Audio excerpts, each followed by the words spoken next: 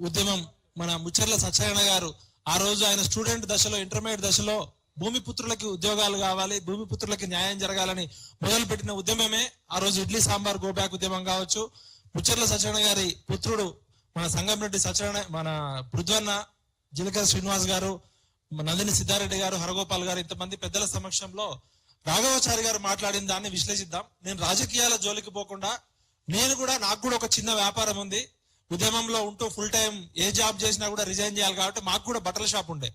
నా అనుభవాన్ని economical perspective లో మీకు చెప్తున్నా. పొద్దున్నే మా బర్కత్పురాలో ఎటు చూసినా కూడా మార్వాడీలు, జైన్లు మొత్తం ఉంటారు. అసలు తెలంగాణ అంటేనే పృథ్వన్న నిన్న ఒక పాట పాడుతూ చెప్పిండు, తెలుగు, ఉర్దూ, కన్నడ, మరాఠీ. 1948కి ముందు మనం ప్రత్యేక దేశంగా ఉండే, మనకు ఒక కల్చర్ ఉండే. మనం 75 సంవత్సరాలే అయింది భారతదేశంలో కలిసి. మన భారత మాత పేరుతో, భారత రాజ్యాంగం పేరుతో, భారతదేశ ప్రవేశిక పీఠికలో భారతదేశ ప్రజలమైన మేము మాకుగా సమర్పించుకుంటున్న ఈ రాజ్యాంగంలో స్వేచ్ఛ, సమానత్వము, స్వాతంత్రము, రాజకీయ, ఆర్థిక స్వాతంత్రం అంటారు. మరిక్కడున్న తెలంగాణలో ఉన్న పద్మశాలి ఆత్మహత్యలు ఎందుకు పెరుగుతున్నాయి? ఇలా టెక్స్టైల్ లో నానో టెక్నాలజీ అంటే బ్రిటిష్ యువరానికి, బ్రిటిష్ రానికి కూడా అగ్గిపెట్టెలో చీర తయారు చేసిన నైపుణ్యం ఉన్న తెలంగాణ పద్మశాలీల ఆత్మహత్యలు ఎందుకు జరుగుతున్నాయి? ఇవాళ బొంబాయికి, బొగ్గుబాయికి, దుబాయ్కి వలసలు పోతున్న పాలమూరు కార్మికుల వలసలు ఎందుకు ఆగిపోలేదు? తెలంగాణ ఉద్యమం పేరుతో కేసీఆర్ గారికి చంద్రబాబు నాయుడు పోయి చంద్రశేఖరరావు వచ్చిండు, చంద్రశేఖరరావు పోయి రేవంత్ రెడ్డి వచ్చిండు. కానీ తమిళనాడులో ఎందుకు ఈ మార్వడీల మాఫియా నడవట్లేదు అంటే కామరాజు నాడార్ గారు ఒక ఫార్ములా కనిపెట్టారు. ఇక్కడ ద్రవిడుల మూవ్మెంట్ గట్టిగా ఉంది, ఈ ఉత్తరాది నుంచి వచ్చే వ్యాపారాన్ని మేము తట్టుకోలేమని చెప్పి కామరాజు నాడార్ గారు ఒక సూత్రం చెప్పారు. ఆయన ఏం చెప్పారంటే ఏ వ్యాపారం చేయడానికైనా ల్యాండ్, లేబరు, ముడి సరుకు, మూలధనం అనేది చాలా కీలకము. ఇవాళ నార్త్ ఇండియా వాళ్ళు 60వ దశాబ్దం నుంచే గుజరాతీలు, రాజస్థాన్లో ఎడారులు ఉంటాయి. ఎడారిలో ఏముంటది? మార్వాడి అంటే ఏంది? ఎడారి ప్రాంతంలో నివసించేవారు. ఎడారి ప్రాంతంలో నివసించే వారికి దప్పిక ఎక్కువ, ఆకలి ఎక్కువ. ఎందుకంటే వాళ్ళ దగ్గర పంటలు పండవు, నీళ్లు దొరకవు. కాబట్టి వాళ్ళు 60వ దశాబ్దం నుంచే వ్యాపారాలకి ప్రపంచమంతా పోయారు. వాళ్ళు వంట గినక ఏ విధంగా అయితే ఫస్ట్ ఒక తల పెడుతుందో గుడారంలో, తల పెట్టిన తర్వాత కాళ్ళు పెడుతుంది, కాళ్ళు పెట్టిన తర్వాత శరీరం మొత్తం పెడుతుంది. ఈ తమిళనాడులోకి మార్వాడీలను మేము రానిచ్చేది లేదు. మా నాడార్ కమ్యూనిటీకి అత్యధికంగా చదువులు లేవు, మేము వ్యాపారం చేసి బతకాల్సిందే అని చెప్పి ఇందిరాగాంధీ గారికి సపరేట్ రిక్వెస్ట్ పెట్టి నాడార్ కమ్యూనిటీకి ఆ రోజే రాష్ట్ర ప్రభుత్వం నుంచి, కేంద్ర ప్రభుత్వం నుంచి ప్రత్యేకంగా చిన్న తరహా వ్యాపారస్తుల కోసం కామరాజు నాడార్ గారు బ్యాంకుల నుంచి ప్రత్యేక లోన్లు తీసుకొని అక్కడ నాడార్ కమ్యూనిటీని కాపాడుకున్నాడు. ఇవాళ మార్వాడి వాళ్ళు వ్యాపారం చేయాలంటే వాళ్ళకి మూలధనం వితౌట్ ఇంట్రెస్ట్ వస్తుంది. బ్యాంకులన్నీ వాళ్ళ చేతిలో ఉన్నాయి, రాజ్యాధికారం వాళ్ళ చేతిలో ఉంది. ఈ గుజరాత్ లో ఆదాని, అంబానీ, చోక్సీలు ఏ విధంగా అయితే బ్యాంకులు ఎగ్గొట్టిరో కొన్ని లక్షల కోట్లు, ఈ గుజరాతీలు మొత్తం బ్యాంకులను కంట్రోల్ చేస్తున్నారు. మొన్నగాక నిన్న మనం మోడీ గారు కొత్త నోట్లు ప్రవేశపెట్టినప్పుడు 80,000 కోట్ల రూపాయల కొత్త నోట్లు ఆర్బీఐకి చేరక ముందే ప్రింటింగ్ ప్రెస్ నుంచి పక్కకు పోయినాయని చెప్పారు. అది అవునా కదా? మీరు చూసిరా లేదా? ప్రింటింగ్ ప్రెస్ నుంచి ఆర్బీఐ చెస్ట్ కి చేరాల్సిన నోట్లు కొంతమంది గుజరాతీల చేతుల్లోకి పోయాయని మనం చూసినాం. కర్రు నోడిదే బర్రె, నోరు నోడిదే రాజ్యం. ఇవాళ వ్యాపారంలో ఒకవైపు మనం ఇండియా గ్యాట్ ఒప్పందం ఉంది, అది అంతర్జాతీయ సంబంధాలు. గ్యాట్ లో మనం సంతకం చేసినాం. ఫ్రీ ట్రేడ్ పేరుతో చైనా ఒకవైపు విపరీతంగా తక్కువ ధరకి కుటీర పరిశ్రమలు, కులవృత్తులు కూలబడుతుంది.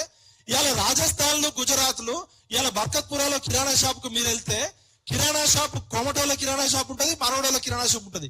ఆశీర్వాద్ అనే గోధుమ పిండి మన కోమటోలో కిరాణా షాప్ లో 63 రూపాయలు. వాళ్ళు 63 రూపాయలకు హోల్సేల్ గా కొని 67 రూపాయలకు అమ్ముతారు, కొంతమంది 70 రూపాయలకు అమ్ముతారు. వాళ్ళు కొన్నదే 63 రూపాయలు. అదే మార్వాడి షాప్కి వెళ్తే 60 రూపాయలకు అమ్ముతారు.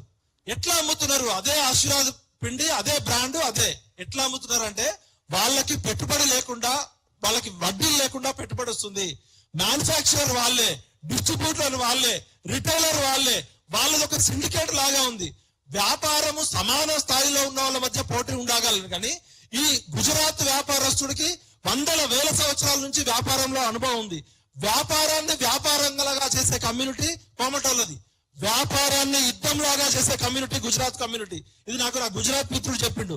మేము వ్యాపారాన్ని యుద్ధంలాగా చేస్తాం, యుద్ధంలో గెలవడం కోసం ఎన్ని చిట్కాలు పాటించాలో అన్ని పాటిస్తామని చెప్తున్నారు. మనం వ్యాపారం అనేది సేవా రంగంలో మన కోమటల్లో, మన పద్మశాలిలో బట్టల షాపు ఉండేది. ఇప్పుడు డిమార్ట్ షాప్ పెడితే 100 కిరాణా షాపులు పోతున్నాయి, అవునా కాదా? మరి డిమార్ట్ తోడికి అదే వస్తువు తక్కువ ధరకు ఎట్లా వస్తుంది? డిమార్ట్ మింగేటోడు వాల్మార్ట్ ఉన్నారు. అట్లా పెద్ద చేపని చిన్న చేపని తిమింగలం మింగుతుంటే ఇవాళ తెలంగాణలో కుల వృత్తులన్నీ కూలిపోయినాయి, వృత్తులన్నీ దోపిడీకి గురవుతున్నాయి. మా భార్య నేను ఒక 5 సంవత్సరాలు బట్టల షాప్ అమ్మినాం. మేము బట్టలు హోల్సేల్ గా ఒకప్పుడు ఓల్డ్ సిటీలో కాటేదాల్లానో లేకపోతే సికింద్రాబాద్ నుంచి తెచ్చుకునే వాళ్ళం. ఇక్కడ తయారు చేసే పద్మశాలీలని మిషన్ మింగేసింది, చేతి వృత్తులని హ్యాండ్లూమ్ ని పవర్ లూమ్ మింగేసింది. ఇవాళ సూరత్, బాంబే, అహ్మదాబాద్ ఫస్ట్ ఏదైనా ఒక అమ్మాయిల బట్టలు మంచి డిజైనర్ తయారైందంటే బాంబేలో ఒరిజినల్ డిజైనర్ తయారైతుంది. అది బాంబేలో తయారైంది 5,000 10,000 ఉంటది. దాన్ని అహ్మదాబాద్ లో గుజరాత్ వాళ్ళు కాపీ కొట్టి 2,000కో 3,000కో అమ్ముతారు. దాన్ని సూరత్ లో ఉన్న గుజరాత్ లో 300 నుంచి 500కి అమ్ముతారు. ఆ 3 చూడడానికి ఒకటే రాయి ఉంటాయి, first copy, second copy, third copy.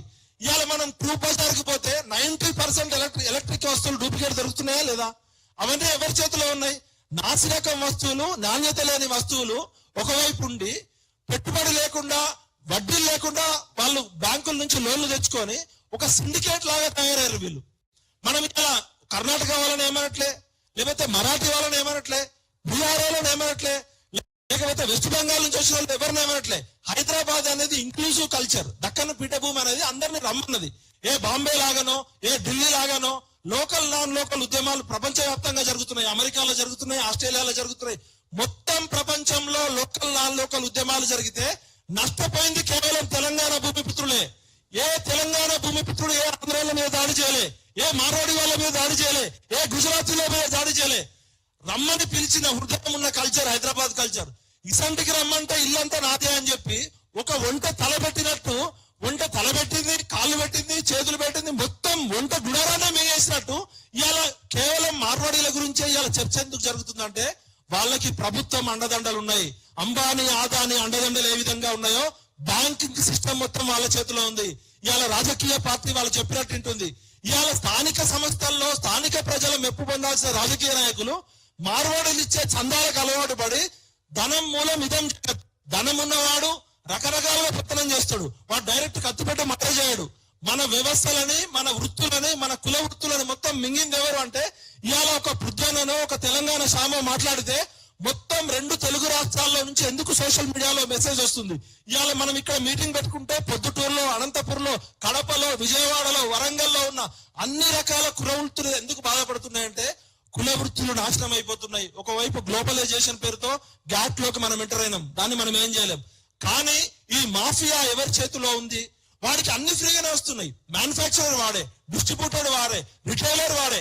మార్వాడీలు ఈ తెలంగాణ గడ్డ మీద ఏ విధంగా వచ్చిరంటే ఫస్ట్ మేము హోల్సేల్ వ్యాపారం చేస్తాం, మీరు అహ్మదాబాద్ కో, బాంబేకో, సూరత్ కో పోయి మీరు కొనలేరు, ఈ రిటైల్ షాపులకి తక్కువ రేటుకి మేము సప్లై చేస్తాం, మీకు ట్రాన్స్పోర్ట్ ఖర్చు తగ్గుతుంది, ట్యాక్సులు తగ్గుతాయి అని చెప్పి ఫస్ట్ హోల్సేల్ వ్యాపారంలోకి వచ్చారు.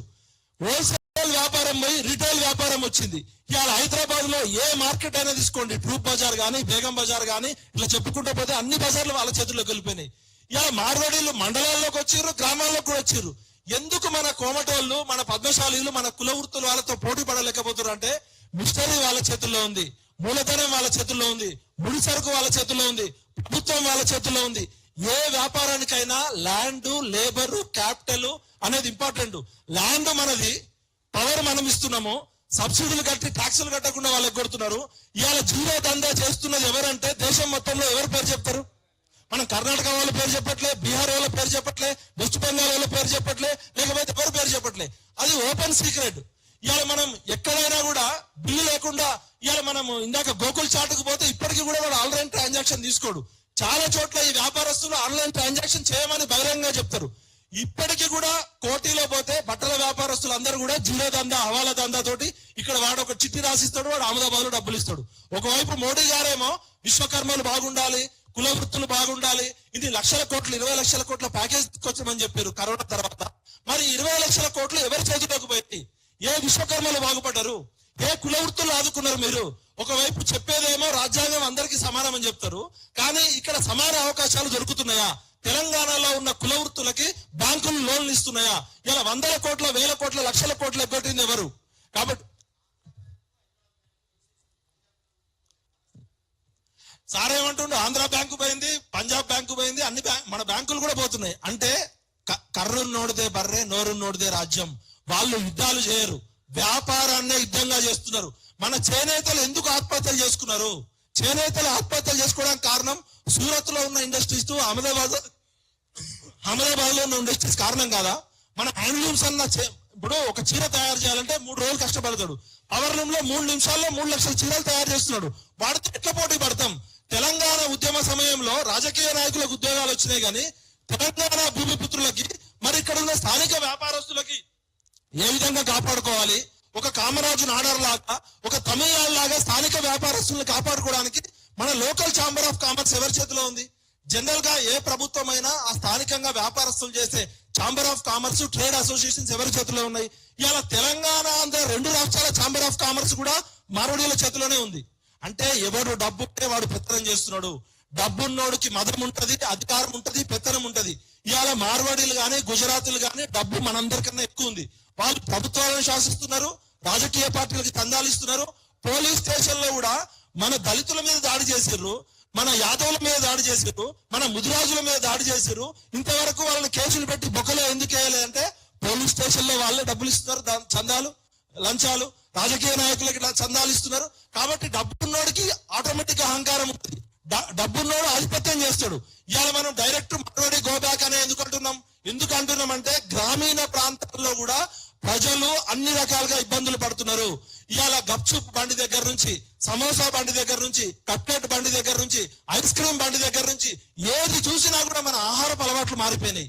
ఎందుకంటే అన్ని రకాలుగా గప్చుప్ వచ్చేస్తున్నారు. ఇవాళ మన పృథ్వన్న చెప్పినట్టు కొండ చిలువ మేకపిల్లను ఎట్లా మింగిందో, ఎట్లా చుట్టుకుందో, ఇవాళ మన ఆర్థిక వ్యవస్థలు, కుల వృత్తులు, ఉపాధి, కుటీర పరిశ్రమలు అన్ని కూడా పోతున్నాయి.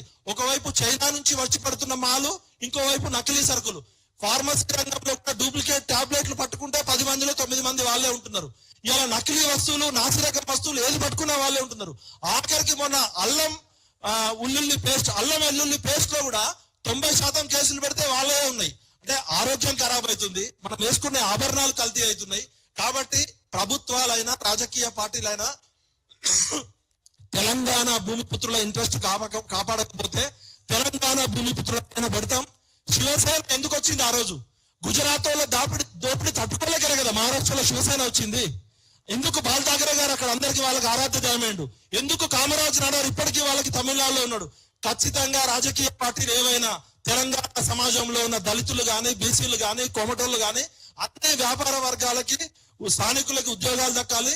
స్థానిక వ్యాపారస్తుల కోసం ఈ రాష్ట్ర ప్రభుత్వం ఇమీడియట్ గా ప్రత్యేక రక్షణలు చేయాలి. శ్యామ్ ని బెదిరిస్తున్నారు, చంపేస్తామని. శ్యామ్ కి అండగా తెలంగాణ సమాజం ఉంటది. మాలో మాకేమైనా ఉంటే మేము మాట్లాడుకుంటాం, కానీ పక్కూరోడు వచ్చి మా మీద దాడి చేస్తా అంటే ఊకోం గిడ్డ. ప్రాంతం వాడు మోసం చేస్తే ప్రాంతంలోనే పాత్ర పెడతాం. ప్రాంతేతరుడు దోపిడీ చేస్తే ప్రాంతం నుంచి తరిమి కొడతాం. కాళోజీ గారు ఇచ్చిన స్ఫూర్తితోటి పొట్టకూటి కోసం వచ్చిన వాళ్ళతోటి మాకు ప్రాబ్లం లేదు. పొట్ట కొట్టడానికి వచ్చి ఇవాళ ఆఖరికి పృథ్వన్న చెప్తున్నాడు, సుపారీలు ఇచ్చి మర్డర్లు కూడా చేపిస్తున్నారట. కాబట్టి వాళ్ళు ఏదో వాళ్ళ పని వాళ్ళు చేసుకుంటులే, వాళ్ళు అన్ని రకాల కుట్రలు చేస్తున్నారు. వ్యాపారమే నిజమైన రాజకీయం. ఇవాళ వాళ్ళు రాజకీయం చేస్తున్నారు, పేరుకు వాళ్ళు ఉండకపోవచ్చు, కానీ ఇవాళ అన్ని రాజకీయ పార్టీలకి దందాలు ఇచ్చి అన్ని రాజకీయ పార్టీలు వాళ్ళ వైపు పెట్టుకున్నారు. ముఖ్యంగా ఇక్కడ ఉన్న అన్ని రాజకీయ పార్టీలు ఈ ఇష్యూ మీద వాళ్ళ స్టాండ్, వైఖరి చెప్పాలి. తెలంగాణ భూమిపుత్రుల సేన ఖచ్చితంగా రావాలి. తెలంగాణ ప్రాంతంలో పుట్టిన ప్రతి ఒక్కరికి న్యాయం జరిగే వరకు ఉద్యమం ఉంటది. ముఖ్యంగా మా దళితులను బెదిరిస్తున్నారు, వాళ్ళకి అండగా మొత్తం తెలంగాణ సమాజం మేము ఉంటదని చెప్తూ జై తెలంగాణ, జై తెలంగాణ భూమిపుత్రుల సేన.